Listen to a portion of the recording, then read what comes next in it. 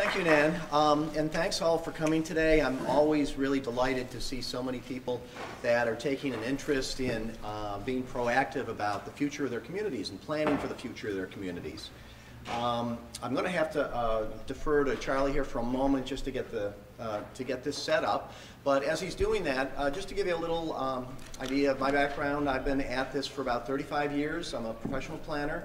Like Nan, I'm basically a land use and an environmental planner. And I've worked for developers like CHIP, and I've worked for the state DEC, but my bread and butter really is working for local municipalities, Hudson Valley, Catskills, and to a lesser extent upstate, and that's villages, cities, towns, as well as counties.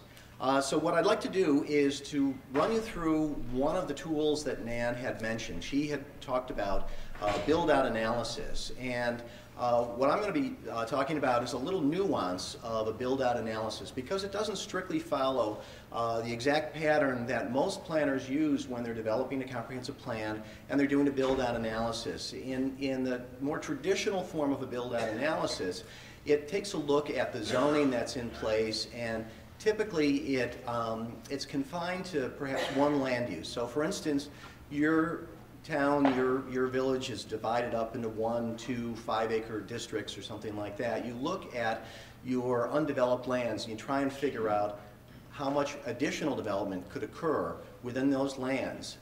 And so that's the traditional form of build-out analysis. It's been somewhat modified for what we call a community impact assessment.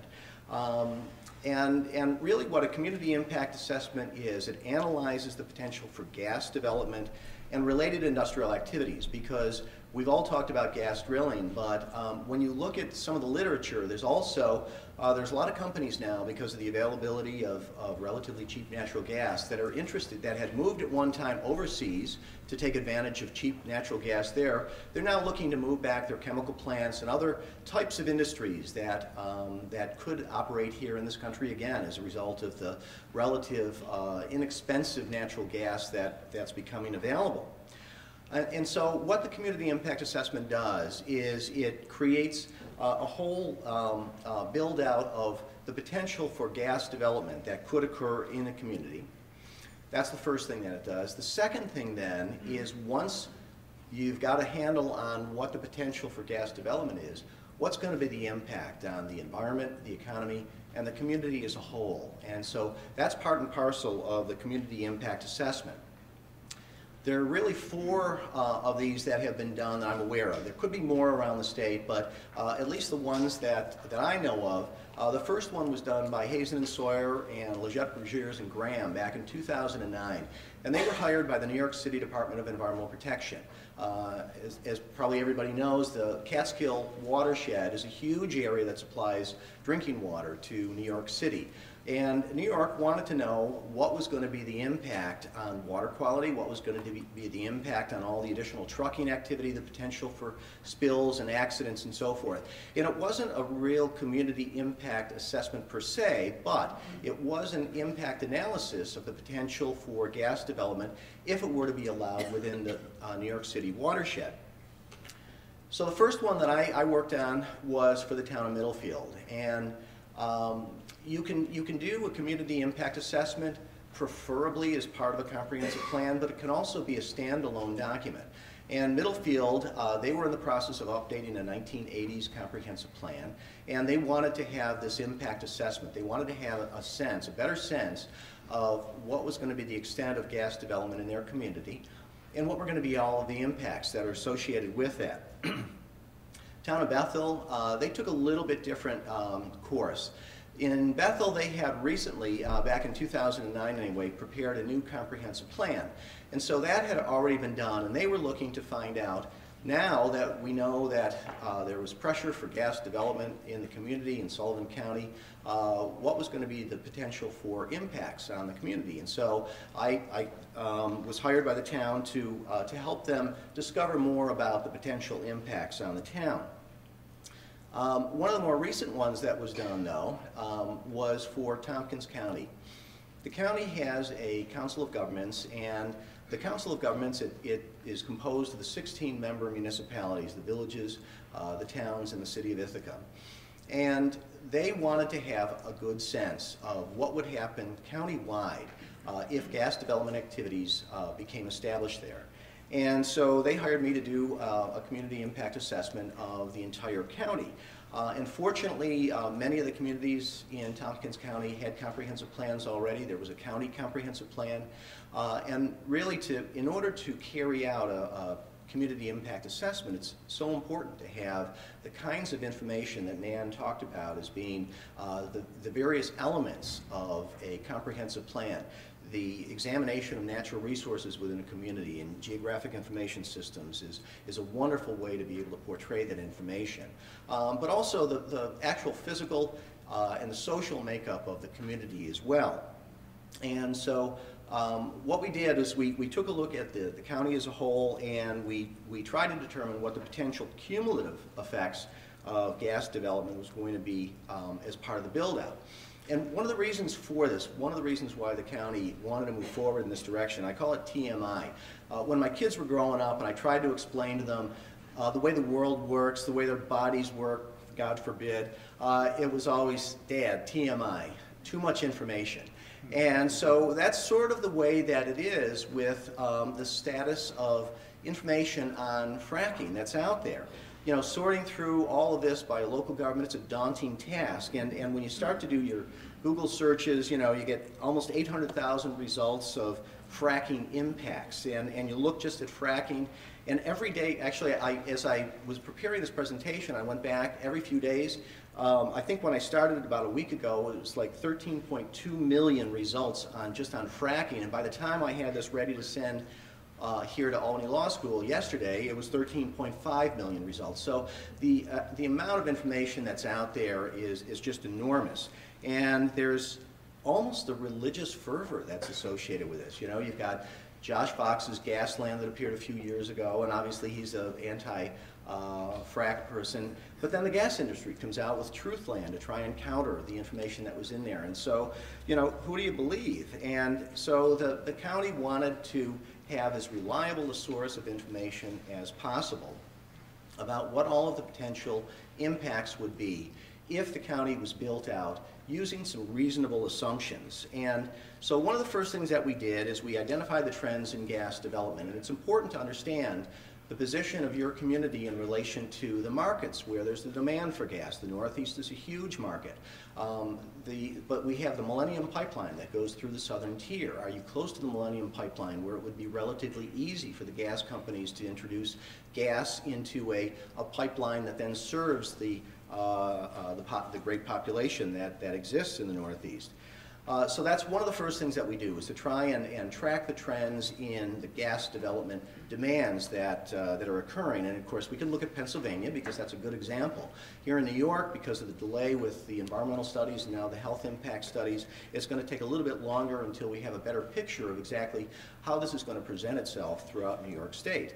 But the next step in the community impact assessment process is to characterize the community's environment and economy. And by and large, we relied on the information that was already available through the comprehensive plan process of the municipalities as well as of the county. And then we looked at the extent of gas leasing or expected leasing within the community. And the map that you actually see here are the parcels that as of 2009, had already been leased by gas companies. And the green ones, the green parcels, are the parcels that were dedicated parks. These are dedicated open space areas. And the brown ones were the ones where leases had been worked out with individual landowners. So in conducting the community impact assessment process, where it works so well with a comprehensive plan, is to determine whether or not the type of industrial land use that gas development involves, whether or not it's compatible or incompatible with the community's goals. And then what we do is we go through and develop that build-out analysis.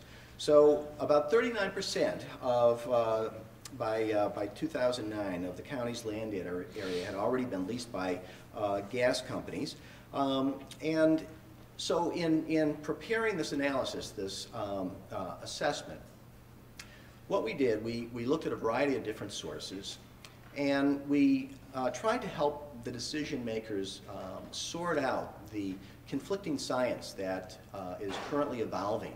We know that, for instance, the EPA is studying fracking and the impacts of fracking, and although they're supposed to come out with some preliminary results next year, it's not going to be until 2014 until their final report is available. In the meantime, we're left with all those 13 million sorts of results that you find with a Google search of this, and there are studies that have occurred in some of the plays out west. There's a lot of studies that have occurred in Pennsylvania, and so the study itself, although we did it in my firm, we worked carefully with the county planning department, with the gas drilling task force of the Council of Governments, and with the Tompkins County Area Development, which was the county's economic development agency.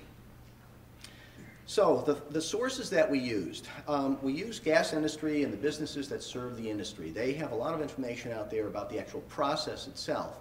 But the information that they provide in what they call studies has to be looked at very carefully, because in general, what we found in going through the gas industry studies is that many were not peer reviewed.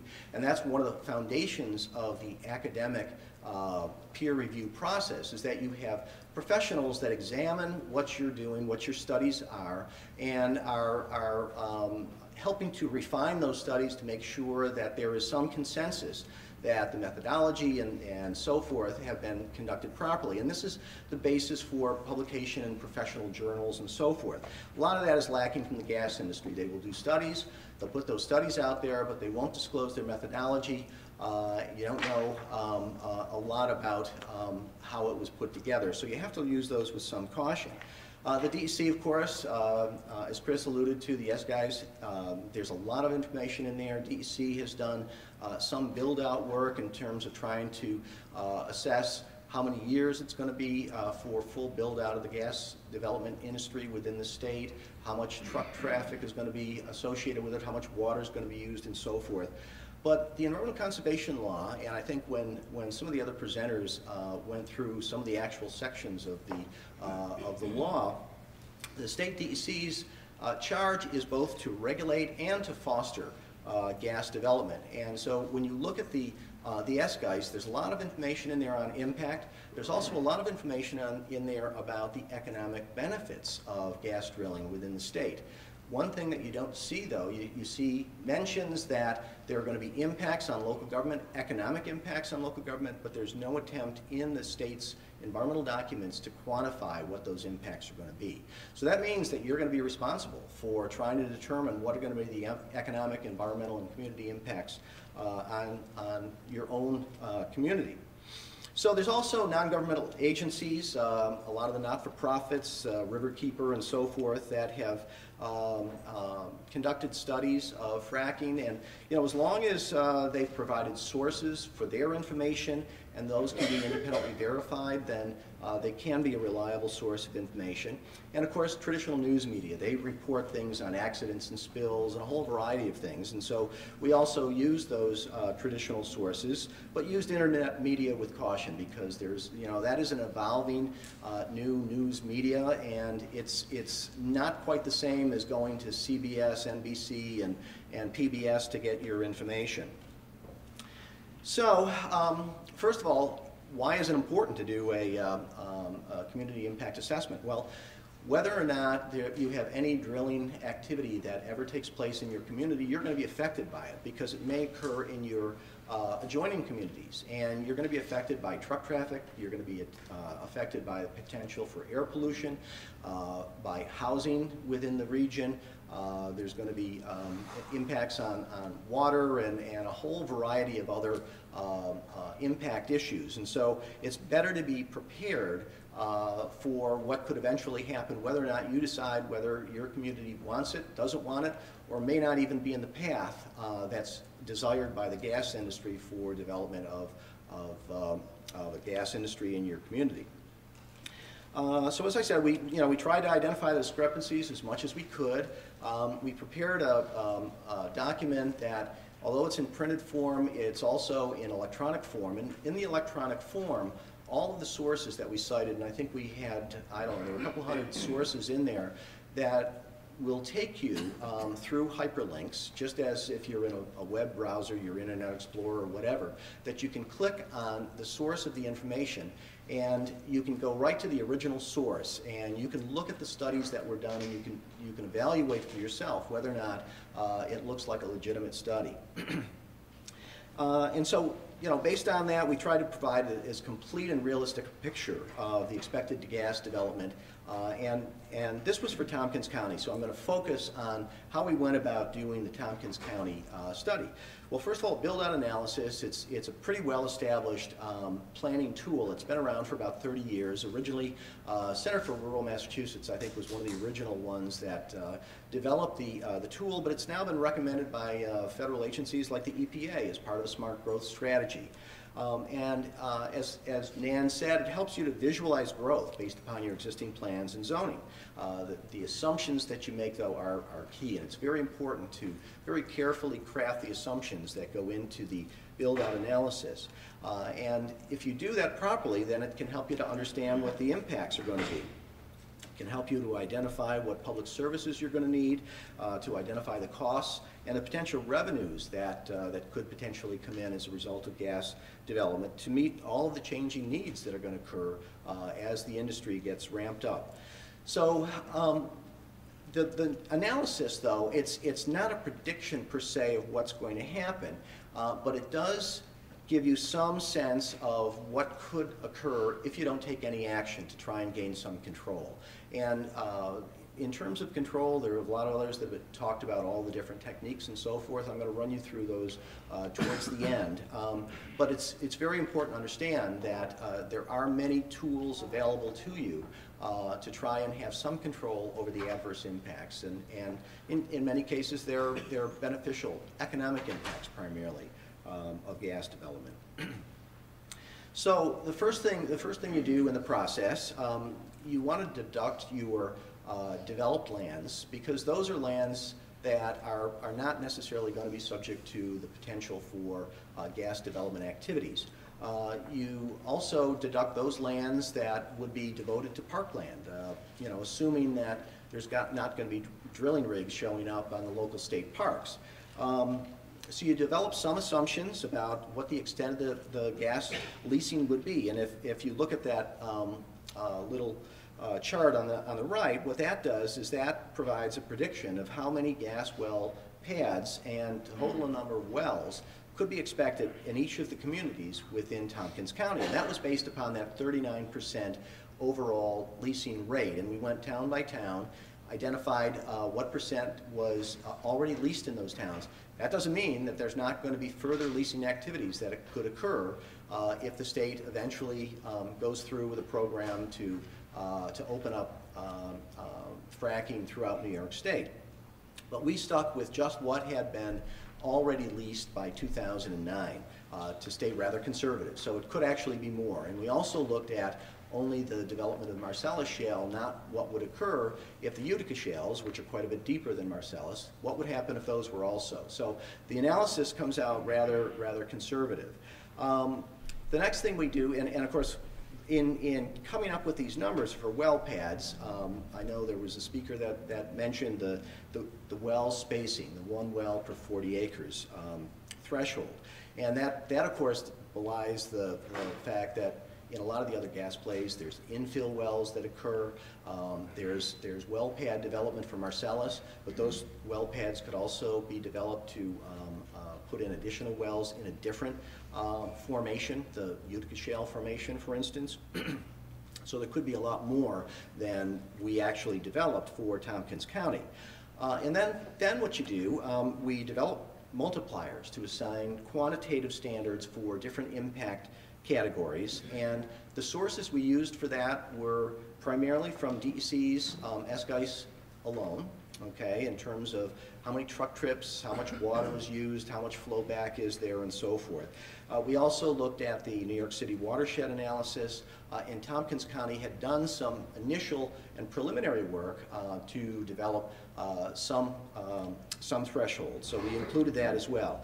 This is a summary of just a few of the build-out categories that we identified. One was the countywide land disturbance, and we assumed an 8.8 acres per well pad. That's the directly affected lands for each of the well pads. That doesn't mean that that's going to be the full range of how much land is actually impacted, because when you look at some of the some of the studies that have been done, there have been some done in Pennsylvania that have identified somewhere along the lines of about 20 additional acres of forest land, for instance, that would be indirectly affected because of what they call an edge effect that occurs once a road gets pushed through an intact forest. Now it changes the species composition of the wildlife that's in there, and that affects other wildlife. So the build-out estimate on a countywide basis turned out to be about 1,848 acres that would be directly affected, and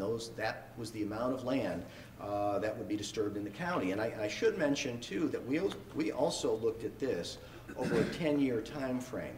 The state has stretched it out a little bit. The state says that it's going to take about 30 years for build-out of all the wells that could potentially be built in the Marcellus, and that each of those wells would operate for about 30 years, so you're looking at about a 60-year horizon here for gas development activities within the state. We looked at things like water consumption, about 5 million gallons per well, so you're looking in the range of the need for about 10 billion, 500 million gallons of water countywide, and just in Tompkins County. The chemicals that are used, everybody's, I'm sure, aware of there's sand, there's chemicals that's necessary for each wells. We looked at about 350,000 tons of chemicals that would be needed countywide in order to frack all of those wells. We looked at the amount of flowback wastewater that was going to have to be disposed of. We used an assumption here of about 20% of the water that's injected is going to flow back up to the surface and need disposal. So that equals about 2,100 million gallons of water countywide. And to try and put it into perspective, what we did is we looked at the volume of actual water bodies within Tompkins County, so people had a frame of reference of what does that mean? What does 2 billion gallons of water mean? What does 10 billion gallons of water mean? So we tried to put it in a way that people understood that. Truck trips, we were looking at about 1,200 truck trips per well, 2,500,000 truck trips countywide over a 10-year period. The number of jobs, assuming about 12 per well. So we looked at about 25,000 so-called worker years that would be in demand in terms of the number of full-time equivalent jobs that would be generated to serve all these wells and to drill them and continue to operate and maintain them. So that was just a picture of some of the more quantitative aspects of it, but we really took a look at and went way beyond what New York City did in their watershed study to try and get a handle on all of the other types of impact categories that are typically looked at within an environmental impact statement. But we also went beyond that. Everybody has probably conducted seeker reviews. If you're planning board members or town board members or whatever, I'm sure you've seen the seeker documents, and you have to look at the impact on land, impact on water, wildlife, plants and animals, and so forth. So we did those. We included a discussion based upon the literature that we were able to identify what the potential impacts were going to be on each of those topical areas. But we also included the state of the information and things like public health and the public health assessments that have been done. And there haven't been a lot. Colorado, Alaska, just to name a couple that have been done. And so the recent announcement that there would be the state health department conducting a health impact assessment here in New York came as welcome news that New York is now going to also take a look at the health impacts of this. We looked at energy boomtown. There's a lot of information, especially from a lot of the fossil fuel development that's occurred out west over the years. And what happens? Obviously, fossil fuel is a limited resource. There's only so much of it in the ground. You ramp up, you build up this whole infrastructure to pump it out of the ground. But once it's gone, then what happens? What happens to the workers? What happens to the infrastructure that's there? What happens to all the people that were attracted to the development in the first place? Do they stay in the community? Do they just move on to the next gas plant? So we tried to create a picture of that. We looked at economy and jobs, resource competition. Would the actual act of having the presence of gas well and the gas industry within the community serve to frustrate so-called visions for a comprehensive plan? Let's say a community wants to attract a certain type of development, and now that development is going to look elsewhere because they're concerned about what happens with the industrialization of a community when gas development occurs. We looked at community services, community character, and regional implications. It's so important to talk to your neighbors, to try and come to a common understanding of what the impacts are going to be on the region. And then finally, what the assessment included were actions to take. And this was pretty much a laundry list of all of the different types of actions that local municipalities have available to them that can be taken regardless of whether or not you want to ban it or whether or not you want to allow it. So some of the conclusions. Well, the county said 2,100 wells. It's going to bring jobs, tax revenues, retail sales, service demands, and gas royalties to the landowners, but it's also going to bring a irreversible industrialization of the landscapes within the county, as well as the region, and all of the community impacts and environmental impacts of that industrialization. And Tompkins County, it's largely a predominantly rural and agricultural region, and it's going to mean a 60-year commitment to a whole new industry, which could become prevalent for generations to come, especially if once the infrastructure is in place for the Marcellus, that leads to further development of the Utica shales that lie even deeper. And so, just in terms of their conclusions, and I mentioned this early, development of the natural gas industry is going to present economic opportunities for some, but the negative economic impacts, which were identified in the state's EIS, are not well understood, and to date no one has really tried to quantify those costs to make it easy for communities to understand it. So what we did in coming out with this report, it's about 140 single-spaced pages, 8.5 by 11 pages, and we understood that was going to be a real snoozer, that it's got all of the background, it's got all the information that people would need to use and to consult, but we also developed about a 12-page executive summary, and what you see here are really 3 columns that summarizes what the economic, the community, and the environmental impacts can potentially be with this particular industry. And this executive summary is in your packet. So you've got it, you can look it over. I don't expect anybody to be able to read this. I just wanted to put it up there to give you a sense that we did try and distill it down to a couple of pages of all of the work that was done. A lot of questions to ask. Again, this is going to be in your packet. I don't want to belabor the time here because I know we're running close on time. But there's a lot of questions to ask of what's going to happen, where's the information going to come from, and I think these are things that will help to inform the policies that you formulate for your comprehensive plans, if you're doing one initially or if you're doing an update to your comprehensive plans. And we had just come up with about 10 of the major questions to consider. So, next steps. And I think you've probably heard this all today and other speakers. Don't run afoul of the state's preemption on regulation of the gas industry. We know already that a total ban of prohibition has been supported in the Dryden and Middlefield decisions. We don't know where that's going to go if in fact there is an appeal. But some municipalities may want only a partial or a ban or none at all. And so I can't emphasize the importance of having a rational basis that would be embodied in a comprehensive plan and in a study like this that supports the extent of the potential community economic and environmental impacts that could occur within your community, to use that as the basis for your decision making. And finally, don't fail to get competent legal and planning advice as you go through this. One of the things that you can do, Tompkins County was able to do this for their member municipalities. Otsego County is considering doing the same thing. There may be other counties that would be willing to take on this sort of a task to be able to do an impact analysis of the individual communities. You may want to press your county legislators, you may want to press your county planning department to see if they can come up with the necessary funds to help you so that you can have a better picture of what this means in terms of future gas development. So the last part of this, and I'm not going to go through any of this, it's all in your packet.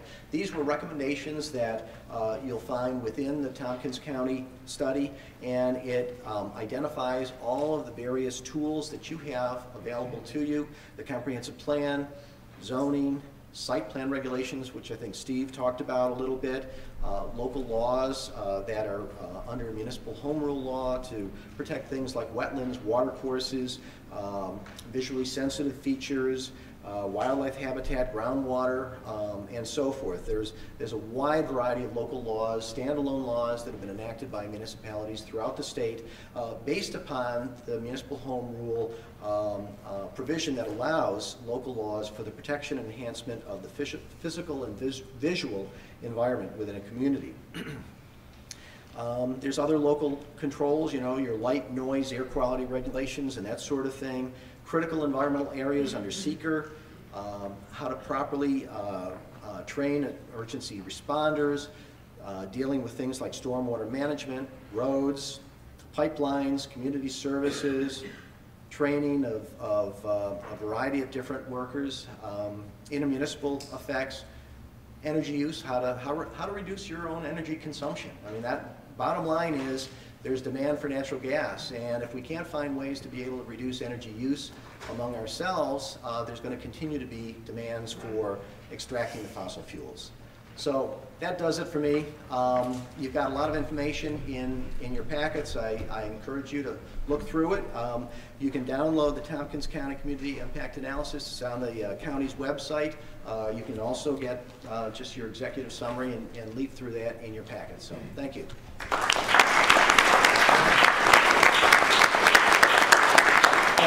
I think we're going to hold the questions until the end of the next panel, so we can expedite this. Thank you. We're going to roll right into the next one, too.